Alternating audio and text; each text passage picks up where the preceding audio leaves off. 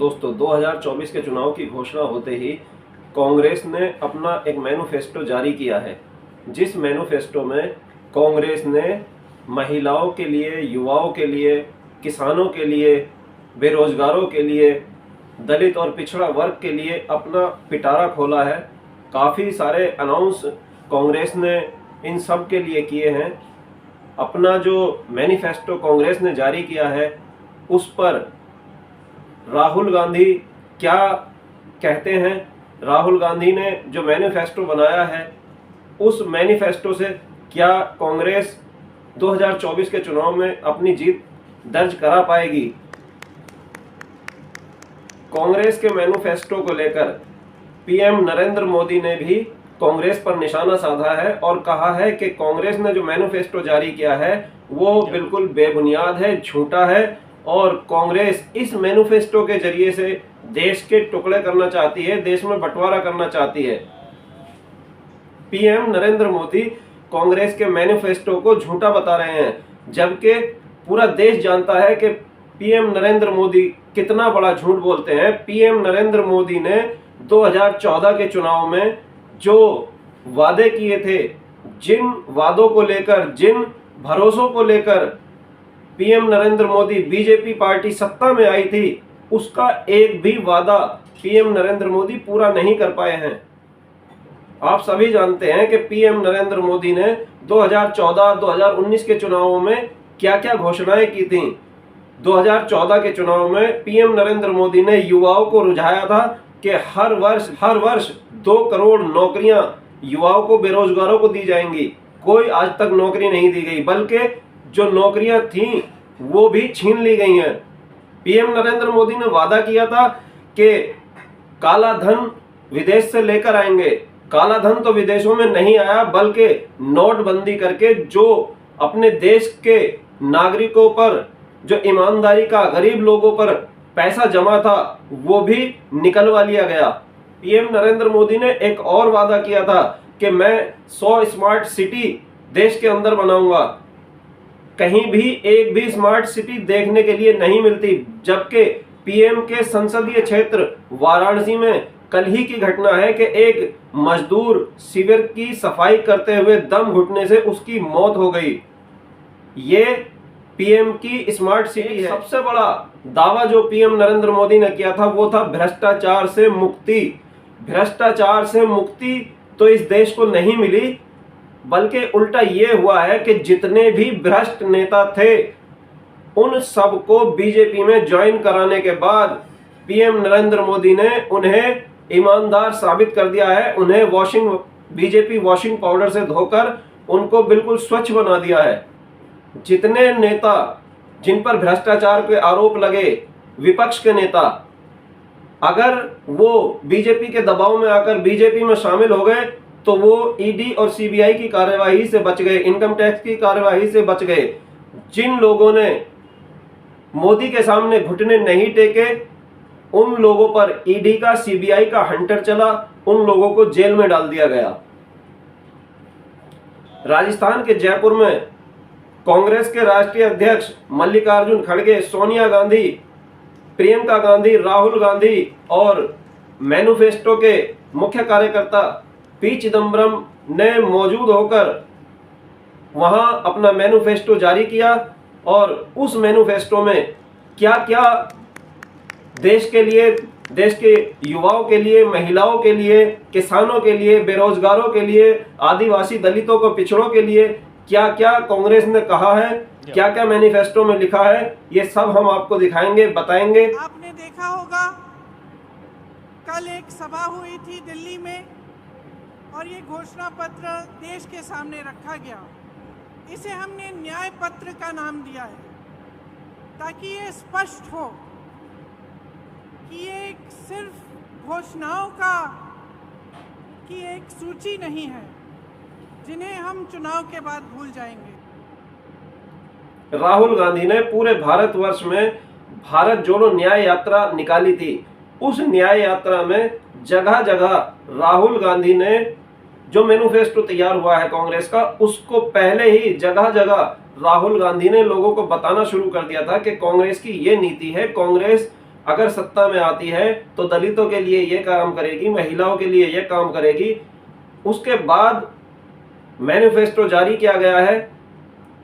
तेलंगाना में राहुल गांधी की, कांग्रेस की बहुत बड़ी एक जनसभा हुई है जिसमें लाखों लोगों ने शिरकत की है, मगर कोई भी गोदी मीडिया उस रैली को न्यूज चैनलों पर, बड़े चैनलों पर नहीं दिखाती, क्योंकि ये सारी मीडिया मोदी की दबी हुई है, बिकाऊ है। कोई भी कांग्रेस का प्रोग्राम इंटरनेशनल मीडिया पर, नेशनल मीडिया पर नहीं दिखाया जा रहा है। मोदी ने नारा दिया है 400 पार का, क्योंकि मोदी खुद जानते हैं कि इस वक्त बीजेपी बहुत ही बड़े घाटे में जा रही है। बीजेपी काफ़ी सीटें हार रही है। बीजेपी के बहुत सारे जिन कैंडिडेटों के टिकट काटे गए हैं वो उन कैंडिडेटों के उन संसदीय क्षेत्रों में बीजेपी की हार पक्की है, वहां पर भी बीजेपी हार रही है। इसलिए मोदी ने नारा दिया 400 पार का, ताकि लोगों को ये लगे कि मोदी 400 पार जा रहे हैं, इसलिए बेहतर है कि मोदी को ही वोट दो। लेकिन जमीनी हकीकत कुछ और है। मोदी कांग्रेस के, राहुल गांधी के और विपक्षी दलों के हिसाब से 170 से 180 सीट भी हासिल नहीं कर पा रहे हैं। इसलिए मीडिया के झूठे प्रोपेगेंडा में ना फंसें। वोट सोच समझकर देश हित के लिए, देश के युवा, देश की महिलाएं, देश का नौजवान, देश का किसान सोच समझकर वोट करें। धर्म की राजनीति पर वोट ना डालें। ये सभी देशवासियों से हम अपने चैनल से अपील करते हैं। कांग्रेस ने कहा है कि मैनिफेस्टो की आत्मा हमारी 5 गारंटियां हैं, जिनमें पहले नंबर पर है युवा न्याय। उसमें कांग्रेस ने गारंटी दी है कि पहली नौकरी, यानी युवाओं को पहली नौकरी पक्की दी जाएगी। हर शिक्षित युवा को 1 लाख रुपए की अप्रेंटिसशिप का अधिकार होगा। दूसरा, भर्ती भरोसा, यानी कि 30 लाख सरकारी नौकरियां, जो 30 लाख सरकारी पद डिपार्टमेंटों में खाली पड़े हैं, उन नौकरियों को भरा जाएगा, उन खाली पदों को भरा जाएगा और 30 लाख बेरोजगार युवाओं को नौकरियां दी जाएंगी। पेपर लीक से मुक्ति। आजकल क्या है कि युवा मेहनत करते हैं, पूरे साल, कई साल मेहनत करते हैं, और जैसे ही पेपर देने का नंबर आता है पेपर लीक हो जाता है।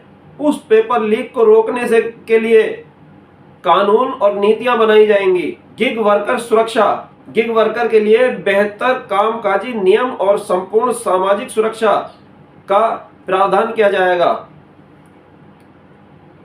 नंबर 5, युवा रोशनी, युवाओं के लिए 5000 करोड़ का नया स्टार्टअप फंड दिया जाएगा। दूसरा नंबर आता है नारी न्याय का।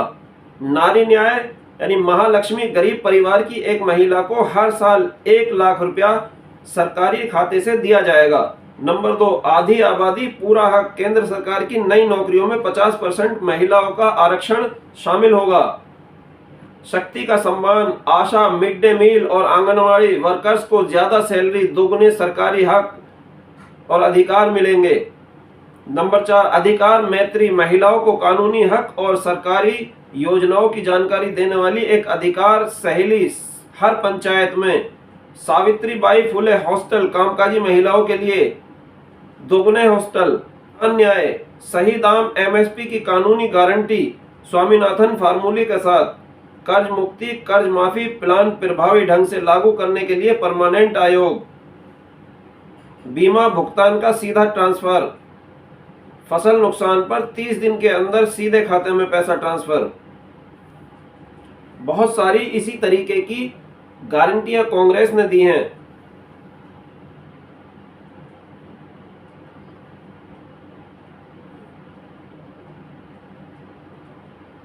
ये मैनिफेस्टो कांग्रेस पार्टी ने नहीं बनाया, ये मैनिफेस्टो हिंदुस्तान की जनता ने बनाया है। हमने सिर्फ इसको लिखा है। ये राह भले हो लंबी, ये राह भले तू भर हो।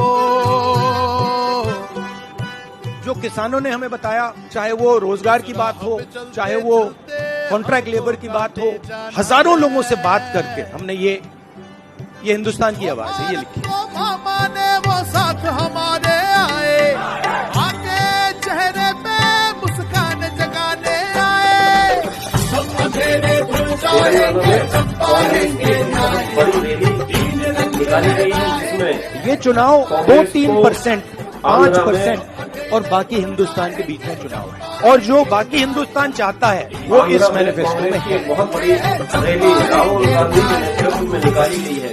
हमारा ये घोषणा पत्र देश के राजनीतिक इतिहास में न्याय के दस्तावेज के रूप में याद किया जाएगा।